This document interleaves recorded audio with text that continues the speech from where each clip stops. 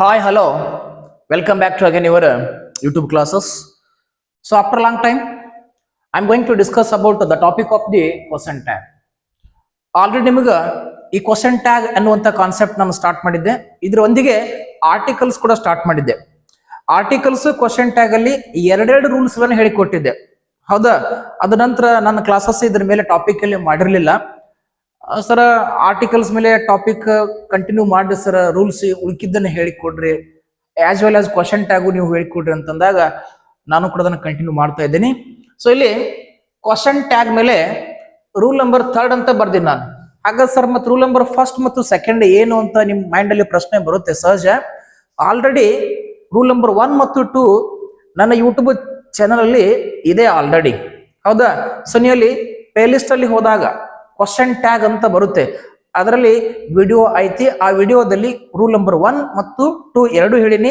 ಬೇಕಾದ್ರೆ ನಿಮ್ಗೆ ಏನ್ ಮಾಡ್ತೀನಿ, ಇಲ್ಲಿ ಐ ಕಾರ್ಡ್ ಲಿಂಕ್ ಅನ್ನು ಹಾಕ್ತೀನಿ ಮೇಲ್ಗಡೆ, ಅಲ್ಲಿ ಕ್ಲಿಕ್ ಮಾಡಿ ನೋಡ್ರಿ, ಇಲ್ಲ ಡಿಸ್ಕ್ರಿಪ್ಷನ್ ಲಿಂಕ್ ಹಾಕಿರ್ತೀನಿ, ಆ ವಿಡಿಯೋ ನೋಡಿ ಈ ವಿಡಿಯೋನ ನೋಡ್ರಿ ಅಂತ ಹೇಳ್ತಾ. ಹಾಗಾದ್ರೆ ಸರ್ ರೂಲ್ ನಂಬರ್ 3 ಏನ್ ಹೇಳುತ್ತೆ? ಬಹಳ ಸಿಂಪಲ್ ಐತಿ, ನೋಡ್ತಾ ಹೋಗೋಣ. If there is no auxiliary verbs ಅಂತ ಬರ್ದಿನಿ ನಾನು. ಏನ್ ಸರ್ ಆಕ್ಸಿಲರಿ ವರ್ಬ್ಸ್ ಅಂದ್ರೆ? ಈ ಹೆಲ್ಪಿಂಗ್ ವರ್ಬ್ಸ್ ಅಂತ ಹೇಳಿಕೊಟ್ಟಿನಿ ನಾನು. ಇವು ಟೆನ್ಸ್ ಎಲ್ಲ ನಿಮಗೆ ಕೇಳಿದ್ರೆ ಗೊತ್ತಿರ್ತಾವ. ಹೌದಾ? ಸೊ ಈ ಹೆಲ್ಪಿಂಗ್ ವರ್ಬ್ಗಳನ್ನ ಇಲ್ಲದೆ ಇದ್ದಾಗ no auxiliary verbs or helping verbs ಅಂತ ಹೇಳ್ಬೋದು. ಇನ್ ದ ಸೆಂಟೆನ್ಸ್ ಏನ್ ಮಾಡ್ಬೇಕು ಸರ್? ಇಲ್ಲ ಅಂತಂದ್ರೆ we added do, does, did. ಹೇಗೆ? ಡಿಪೆಂಡ್ ಅಪಾನ್ ದ ಟೆನ್ಸ್ ಅಂತ ಹೇಳ್ತಾ ಇದ್ದೀನಿ ನಾನು. ಟೆನ್ಸ್ ಯಾವ್ದಿದೆ ಅದರ ಮೇಲೆ ಕೊಟ್ಟಂತ ಸೆಂಟೆನ್ಸ್ ಅಲ್ಲಿ ಹೆಲ್ಪಿಂಗ್ ವರ್ಬ್ಗಳು ಇಲ್ಲ ಅಂತಂದ್ರೆ, ಆಕ್ಸಿಲರಿ ವರ್ಬ್ಸ್ಗಳು ಇಲ್ಲ ಅಂತಂದ್ರೆ ನಾವುಗಳು ಡೂ ತೆಗೆದುಕೊಳ್ಬೇಕು, ಡಸ್ ತೆಗೆದುಕೊಳ್ಬೇಕು, ಡಿಡ್ ತಗೋಬೇಕು. ಹೌದಾ? ಹಾಗಾದ್ರೆ ಸೆಂಟೆನ್ಸ್ ನೋಡ್ತಾ ಹೋಗೋಣ, ಈಗ ಗೊತ್ತಾಗುತ್ತೆ. ಹಾಗಾದ್ರೆ ಸರ್ ಇಲ್ಲಿ ಮೊದಲನೇ ಸೆಂಟೆನ್ಸ್ ಬರ್ದಿ ನಾನು. ಹಿ ರೈಟ್ಸ್ ಆ ಪೋಯಮ್ ಅಂತಿದೆ. ನೀವಿಲ್ಲಿ ಹುಡುಕ್ಯಾಡಿದ್ರೆ ಯಾವುದೇ ಒಂದು ಆಕ್ಸಿಲರಿ ವರ್ಬ್ಸ್ ಆಗಲಿ ಹೆಲ್ಪಿಂಗ್ ವರ್ಬ್ಸ್ ಸಿಗೋದಿಲ್ಲ. ಹಾಗಾದ್ರೆ ಸರ್ ನಾವು ಏನ್ ಮಾಡ್ಬೇಕು? ಇಲ್ಲದೆ ಇದ್ದಾಗ ಡಿಪೆಂಡ್ ಅಪಾನ್ ಟೆನ್ಸ್ ಮೇಲೆ ಡೂ, ಡಸ್, ಡಿಡ್ ಅನ್ನ ಬಳಸಬೇಕು ಅಂತ ಹೇಳಿ ನಾನು. ಹಾಗಾದ್ರೆ ಕೊಟ್ಟಂತ ವಾಕ್ಯ ಯಾವ ಟೆನ್ಸ್ ಅಲ್ಲಿ ಇದೆ ಅನ್ನೋದು ನಮಗ್ ಗೊತ್ತಾಗಬೇಕು. ಅದು ಗೊತ್ತಾಗಬೇಕು. ಟೆನ್ಸ್ ಗೊತ್ತಿಲ್ಲ ಅಂದ್ರೆ ಕ್ಲಾಸಸ್ ಅದ ನೋಡ್ಬೇಕು. ಹೌದಾ? ಹಾಗಾದ್ರೆ ಹಿ ರೈಟ್ಸ್ ಅ ಪೋಯಮ್ ಐತಿ. ಹಾಗಾದ್ರೆ ಬಹಳ ಜನರಿಗೆ ಗೊತ್ತಾಗಿರ್ತೈತಿ, ಇದು ಸರ ಸಿಂಪಲ್ ಪ್ರೆಸೆಂಟ್ ಟೆನ್ಸ್ ಐತಿ. ಯಾವ್ದೇ ಸರ್? ಇದು ಸಿಂಪಲ್ ಪ್ರೆಸೆಂಟ್ ಟೆನ್ಸ್ ಐತಿ ಸರ. ಅಲ್ಲಿ ಪಾಸಿಟಿವ್ ಸೆಂಟೆನ್ಸ್ ಐತಿದು.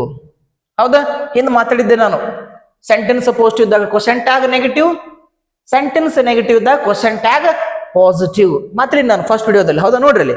ಸೊ ಇಲ್ಲಿ ಹೆಲ್ಪಿಂಗ್ ವರ್ಬ್ ಇಲ್ಲ ಅಂದ್ರೆ ತೆಗೆದುಕೊಳ್ಳಬೇಕು. ಹಾಗಾದ್ರೆ ಸರ್ ಡೂ ತಗೊಳ್ಳೋಣ, ಡಸ್ ತಗೊಳ್ಳೋಣ, ಡಿಡ್ ತಗೊಳ್ಳೋಣ ಅನ್ನುವಂತ ಪ್ರಶ್ನೆ ಕಾಡುತ್ತೆ. ಹಾಗಾದ್ರೆ ನೀವು ಟೆನ್ಸ್ ಕಲ್ತಿದ್ರ ಡೂ ಮತ್ತು ಡಸ್ ಅನ್ನ ಎಲ್ಲಿ ತೆಗೆದುಕೊಳ್ತೇವ್ರಿ? ಸಿಂಪಲ್ ಪ್ರೆಸೆಂಟ್ ಟೆನ್ಸ್ ಅಲ್ಲಿ ತೆಗೆದುಕೊಳ್ತೇವಿ. ಹಾಗಾದ್ರೆ ಸರ್ ಯಾರಾದರೆ ಥರ್ಡ್ ಪರ್ಸನ್ ಐತಿ ಹಿ ಅನ್ನೋದು. ಹಾಗಾದ್ರೆ ಥರ್ಡ್ ಪರ್ಸನ್ಸ್ ಬಂದಾಗ ನಾವು ಡಸ್ ತೆಗೆದುಕೊಳ್ಬೇಕಾಗುತ್ತೆ. ಹಾಗಾದ್ರೆ ರೂಲ್ಸ್ ಅಪ್ಲೈ ಆಗುತ್ತೆ. ಯಾವುದು? ಮೊದಲನೇ ವಿಡಿಯೋದಲ್ಲಿ ಇರುವಂತ ರೂಲ್ಸ್ ಯಾರು ನೋಡಿರಿ ಅದು ಅಪ್ಲೈ ಆಗುತ್ತೆ. ಇಲ್ಲಿ ಸೆಂಟೆನ್ಸ್ ಏನೈತಿ? ಪಾಸಿಟಿವ್ ಐತಿ. Question tag ಏನಿರ್ಬೇಕ್ರಿ? ನೆಗೆಟಿವ್ ಇರಬೇಕು. ಹಾಗಾದ್ರೆ ನೆಗೆಟಿವ್ ಮಾಡೋಣ, ಏನ್ ತಗೊಳ್ಳೋಣ? ಡಸ್ ತೆಗೆದುಕೊಳ್ಳೋಣ. ಯಾಕೆ? ಥರ್ಡ್ ಪರ್ಸನ್ ಐತಿ. ಹೌದಾ? ಹಾಗಾದ್ರೆ ಏನ್ ಮಾಡೋಣ ಇಲ್ಲಿ? ಡಸ್. ಹೌದಾ? ಡಸ್ ಶಾರ್ಟ್ ಫಾರ್ಮ್ ಬರಿಬೇಕಾಗ್ಯದ. ಹಾಗಾದ್ರೆ ಡಸಂಟ್ ಏನಾಗಬೇಕು? ಹಿ ಐತಿ. ಹಾಗಾದ್ರೆ ಡಸಂಟ್ ಹಿ ಕ್ವಶನ್ ಮಾರ್ಕ್. ಇದು ನಮಗ ರೈಟ್ ಆಗಿರುವಂತ ಕ್ವಶನ್ ಟ್ಯಾಗ್ ಆಗುತ್ತೆ ಈ ಸೆಂಟೆನ್ಸ್ಗೆ. ಹಾಗಾದ್ರೆ ಡಸ್ ಎಲ್ಲಿ ತಗೋಬೇಕು ಗೊತ್ತಾಯ್ತು. ಹಿ ಸೀಟ್ ಬಂದಾಗ ಡಸ್ ತಗೋತೇವೆ. ಎಲ್ಲಿ? ಸಿಂಪಲ್ ಪ್ರೆಸೆಂಟ್ ಟೆನ್ಸ್ ಇದ್ದಾಗ ನೆನಪಿರ್ಲಿ. ಹೌದಾ? ಹಾಗಾದ್ರೆ ಸರ್ ಡಸ್ ಓಕೆ, ಡೂ ಎಲ್ಲಿ ತಗೋಬೇಕು ಸರ? ಇಲ್ಲೊಂದು ವಾಕ್ಯ ಬರ್ತೀನಿ ನೋಡ್ರಿ ನಾನು. ಐ ಲರ್ನ್ ಇಂಗ್ಲಿಷ್ ಗ್ರಾಮರ್ ಅಂತ ಬರ್ದೇನಿ. ಹಾಗಾದ್ರೆ ಕೊಟ್ಟಂತ ವಾಕ್ಯ ಯಾವ ಟೆನ್ಸ್ ಐತಿ ಹೇಳ್ರಿ? ಇದು ಯಾವ ಟೆನ್ಸ್ ಅಂದ್ರೆ ಅಗೇನ್ ಸಿಂಪಲ್ ಪ್ರೆಸೆಂಟ್ ಟೆನ್ಸ್ ಐತಿ. ಇಲ್ಲಿ ಥರ್ಡ್ ಪರ್ಸನ್ ಇಲ್ಲ, ಫಸ್ಟ್ ಪರ್ಸನ್ ಐತಿ. ಹೌದಾ? ಫಸ್ಟ್ ಪರ್ಸನ್ ಸೆಕೆಂಡ್ ಪರ್ಸನ್ಸ್ ಬಂದಾಗ ಏನ್ ಮಾಡ್ತೇವೆ ನಾವು? ಡೂ ತೆಗೆದುಕೊಳ್ತೇವೆ.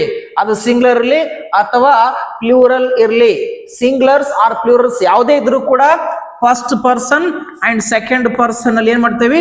ಡೂ ತಗೋತೇವಿ. ಥರ್ಡ್ ಪರ್ಸನ್ಸ್ ಬಂದಾಗ ಏನ್ ಮಾಡ್ತೇವಿ? ಡಸ್ ತಗೋತೇವಿ. ಇವೆಲ್ಲ ಹೇಳಿಕೊಟ್ಟಿನಿ ನಾನು. ಹಾಗಾದ್ರೆ ಇಲ್ಲಿ ಸಿಂಪಲ್ ಏನಾಗುತ್ತೆ? ಡೂ ಬರ್ತೈತಿ. ಇಲ್ಲಿ ಡಸ್ ಬಂತು. ಯಾಕೆ ಬಂತು ಗೊತ್ತಾಯ್ತು. ಇಲ್ಲಿ ಡೂ ಯಾಕೆ ಬಂತು ಗೊತ್ತಾಯ್ತು ನಿಮ್ಗೆ. ಹೌದಾ? ಸೆಂಟೆನ್ಸ್ ಏನೈತಿ ಸರ? ಪಾಸಿಟಿವ್ ಐತಿ, ಕ್ವಶನ್ ಟ್ಯಾಗ್ ನೆಗೆಟಿವ್ ಇರ್ಬೇಕು. ಹಾಗಾದ್ರೆ ಡೋಂಟ್ ಏನೈತಿ, ಡೋಂಟ್ ಐ ಐತಿ. ಹಾಗಾದ್ರೆ ಡೋಂಟ್ ಐ ಏನಾಗ್ಬೇಕ್ರಿ, ಡೋಂಟ್ ಐ ಕ್ವಶನ್ ಮಾರ್ಕ್. ಹಾಗಾದ್ರೆ ಸರ್ ಈ ಉಳಿತ ಯಾವುದು, ಡಿಡ್. ಇದು ಕನ್ಫರ್ಮ್ ಆಯ್ತಾ? ಡಸ್ ಎಲ್ಲಿ ತಗೋಬೇಕು, ಡಿಡ್ ಎಲ್ಲಿ ತಗೋಬೇಕು? ಕೊಟ್ಟಂತ ವಾಕ್ಯದಲ್ಲಿ ಹೆಲ್ಪಿಂಗ್ ವರ್ಬ್ಗಳು ಇಲ್ಲದೆ ಇದ್ದಾಗ. ಈಗ ಡಿಡ್ ಎಲ್ಲಿ ತಗೋಬೇಕು ಅನ್ನೋದು ಹೇಳ್ಕೊಡ್ತೀನಿ ನೋಡ್ರಿ. ಇಲ್ಲೊಂದು ವಾಕ್ಯ ಐತಿ, ಸಿಂಗ್ ಅಲ್ಲ ಸ್ಯಾಂಗ್ ಐತಿ. They sang a song. ಹಾಗಾದ್ರೆ ಸಿಂಪಲ್ ಪಾಸ್ಟ್ ಟೆನ್ಸ್ ಐತಿ. ಸಿಂಪಲ್ ಪಾಸ್ಟ್ ಟೆನ್ಸ್ ಅಲ್ಲಿ ಡಿಡ್ ತೆಗೆದುಕೊಳ್ಳಬೇಕು. ಏನ್ ತಗೋಬೇಕು, ಡಿಡ್ ತಗೋಬೇಕು. ಎಲ್ಲಕ್ಕ ಡಿಡ್ ಬರ್ತೈತಿ ಇಲ್ಲಿ, ಡೋಂಟ್ ವರಿ ಅಬೌಟ್ ದಟ್.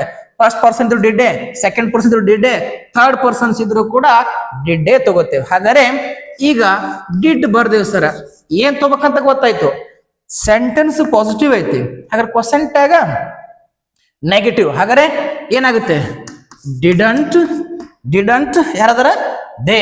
ಹೌದಾ, didn't they question mark.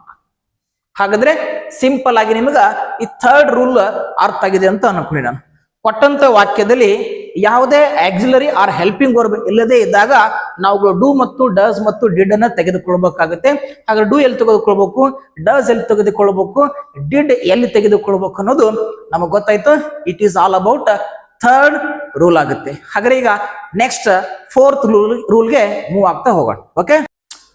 Okay, ಇವಾಗ ಫೋರ್ತ್ ರೂಲ್ಸ್ ಬಗ್ಗೆ ಮಾತಾಡ್ತಾ ಹೋಗೋಣ. ಸರಿಯಾಗಿದೆ. Fourth rules very simple.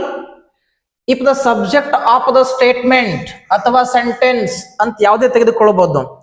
ಅಂದ್ರೆ ವಾಕ್ಯದ subject is a personal pronoun. ಏನ್ರಿ, ಪರ್ಸನಲ್ ಪ್ರನೌನ್ ಅಂತ ಬರುತ್ತಾವ. ಹೌದಾ, ಹೇಳ್ಕೊಡ್ತೀನಿ ನಿಮಗೆ. Personal pronoun use the same.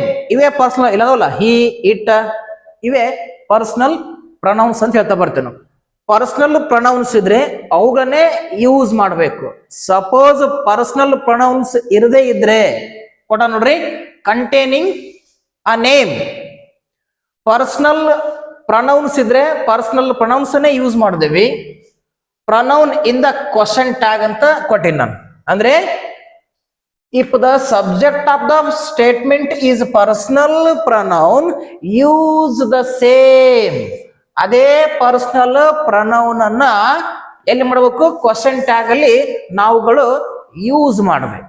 Suppose personal pronouns ಇಲ್ಲ ಅಂತಂದ್ರೆ ದ ಸೆಂಟೆನ್ಸ್ ಕಂಟೈನ್ಸ್ ನೇಮ್. ಇಲ್ಲ ಐತಿ ನೋಡ್ರಿ, ರಾಮ ಐತಿ, ರಾಮಾಯಣ ಸೀತಾ ಐತಿ. ಈಗ ಪರ್ಸನಲ್ ಪ್ರನೌನ್ ನ ಹೊರತಾಗಿ ಪ್ರಾಪರ್ ನೌನ್ ಅಥವಾ ನೇಮ್ಸ್ ಅನ್ನ ಹೊಂದಿದ್ರೆ ಏನ್ ಮಾಡ್ಬೇಕು ಸರ್ ಅಂತಂದ್ರೆ, ಆ ನಾಮಪದಗಳ ಬದಲಾಗಿ the pronoun should agree with the gender. ಇಲ್ಲಿ ಯಾವ ಜೆಂಡರ್ ನ ಬಳಸಿದ್ದಾರೆ ಅದಕ್ಕೆ ತಕ್ಕಂತೆ ಮಾಡ್ಬೇಕಾಗಿದೆ. ನಾವು ಕ್ವಶನ್ ಟ್ಯಾಗ್ ಅಲ್ಲಿ ಬಳಸಬೇಕಾಗಿದೆ ಪರ್ಸನಲ್ ಪ್ರನೌನ್ಸ್ ಗಳನ್ನ ಇನ್ಸ್ಟೆಡ್ ಆಫ್ ನೇಮ್ಸ್ ಗಳ ಬದಲಾಗಿ. ಸರ್ ಬಹಳ ಗಜಿಬಿಜಿ ಮಾಡಿದ್ರೆ ಸರ್ ನಮ್ಗೆ ಅರ್ಥ ಆಗ್ತಾ ಇಲ್ಲ ನೋಡ್ರಿ.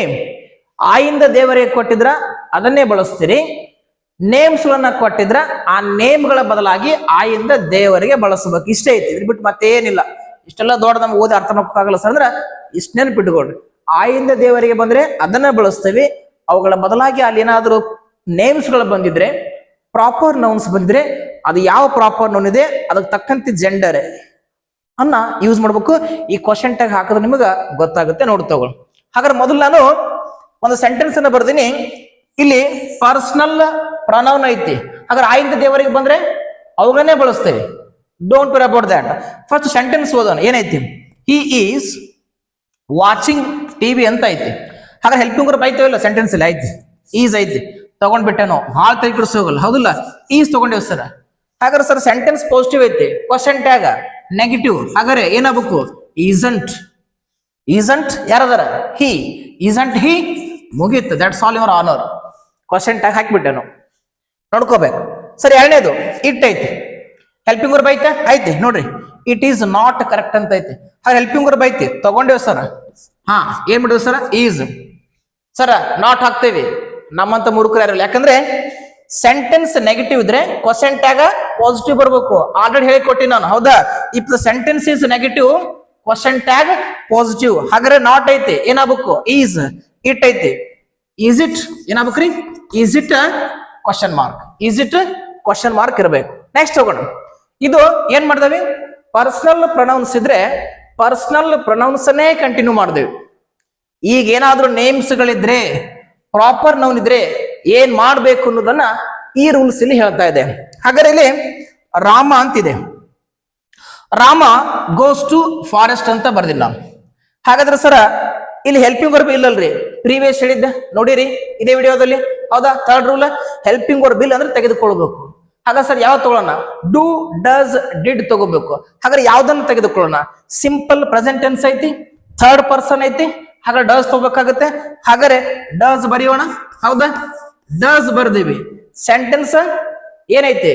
ಪಾಸಿಟಿವ್ ಐತಿ. ಕ್ವಶನ್ ಟ್ಯಾಗ ನೆಗೆಟಿವ್, ಹೊಟ್ಟೆ ಮರಿಬಾರ್ದು. ಹಾಗಾದ್ರೆ ಡಸಂಟ್. ನೀವೇನಾದ್ರೂ ರಾಮದಾಸರ ರಾಮ ಬರಿತೇವೆ ಅಂದ್ರೆ ತಪ್ಪಾಗುತ್ತೆ. ಅದಕ್ಕೆ ಹೇಳಕತ್ತೀನಿ, ಆ ನೇಮ್ಸ್ ಗಳು ಬಂದಾಗ, ಪ್ರಾಪರ್ ನೇಮ್ಸ್ ಗಳು ಬಂದಾಗ ಆ ಜೆಂಡರ್ಗೆ ತಕ್ಕಂತೆ ನಾವು ಆಯಿಂದ ದೇವರಿಗೆ ಪರ್ಸನಲ್ ಪ್ರನೌನ್ಗಳನ್ನ ತೆಗೆದುಕೊಳ್ಳಬೇಕು. ಹಾಗಾದ್ರೆ ಸರ್ ರಾಮ ಐತಿ, ಸಿ ಬರೆಯಕ್ಕಾಗುತ್ತಾ? ಇಲ್ಲ. ಏನ್ ಬರಿಬೇಕಾಗುತ್ತಾ? ಹಿ ಅಂತ ಬರಿಬೇಕಾಗುತ್ತೆ, ಹೌದಾ? ಹಾಗಾದ್ರೆ doesn't he is right answer ಆಗುತ್ತೆ. ಹಾಗಾದ್ರೆ ನೆಕ್ಸ್ಟ್ ಸೆಂಟೆನ್ಸ್ ಅನ್ನ ತಗೋಣ. ನೋಡ್ರಿ, ರಾಮ ಅಂಡ್ ಸೀತಾ ಇಬ್ಬರದರ, Rama and Sita are going to forest ಅಂತ ಇದೆ. ಹಾಗಾದ್ರೆ ಸರ್ ಹೆಲ್ಪಿಂಗ್ ವರ್ಬ್ ಐತೆ ಮೊದಲ? ಫಸ್ಟ್ ನೋಡೋಣ, ಹೆಲ್ಪಿಂಗ್ ವರ್ಬ್ ಐತಿ. ಫಸ್ಟ್ ನೋಡ್ಬೇಕು ಇದೆ ಕ್ವಶನ್ ಟ್ಯಾಗ್ ಮಾಡ್ಬೇಕಂದ್ರ ಇಲ್ಲಾದ್ರೂ ತಗೋಬೇಕು, ಹೇಳ್ಕೊಟ್ಟಿ ನಿಮಗೆ. ಹಾಗಾದ್ರೆ ಆರ್ ಬರ್ದೇವಿ. ಸರ್ ಸೆಂಟೆನ್ಸ್ ಪಾಸಿಟಿವ್ ಐತು ನೆಗೆಟಿವ್ ಐತು? ಸೆಂಟೆನ್ಸ್ ಪಾಸಿಟಿವ್ ಐತಿ, ಕ್ವಶನ್ ಟ್ಯಾಗ ನೆಗೆಟಿವ್ ಮಾಡೋಕೆ. ಹಾಗಾದ್ರೆ ಆರಂಟ್ ಬರ್ದೇವಿ. ಮುಂದೆ ಮಾಡ್ಬೇಕಿದೆ sir, aren't Rama and Sita ಅಂತ ಬರೆಯಕ್ಕಾಗತ್ತ? ಅಥವಾ ಆರಂಟ್ ಹಿ ಅಂಡ್ ಸಿ ಅಂತ ಬರೆಯಕ್ಕಾಗತ್ತ? ಇಲ್ಲ, ಇಬ್ರದಾರೆ. ಹಾಗೇನಾಯ್ತು? ದೇ ಅಂತ ಆಗುತ್ತೆ, ಹೌದಿಲ್ಲ? ಹಾಗಾದ್ರೆ ಆರಂಟ್ ದೇ ಏನಾಗ್ತರಿ? Aren't they question mark. So this is the right way of the question tag.